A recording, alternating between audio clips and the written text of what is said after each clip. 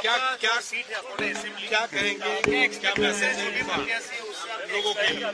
देखिए, हमेशा हम बेहतरी का ही एक्सपेक्टेशन करेंगे और बतौर एक देश का नागरिक जो थोड़ा बहुत दुनिया भी घूमा है, मैंने डिफरेंसेस देखे हैं और मैंने ये भी देखा है कि हमारे मुल्क में क्या पोटेंशियल है। हमारे मुल्क का जो पोटेंशियल है पूरी दुनिया में किसी के पास भी नहीं है। हमारा जो यूथ है, हमारी जो सोच है, हमारे बड़े बड़े पढ़ाई करने वाले जो बंदे बंदियां हैं वो अलग अलग मुल्क में बेहतरीन पोजीशंस में है। तो पता चलता है कि हमारे लड़कों में, लड़कियों में, हमारे मुल्क के लोगों में कितना टैलेंट है।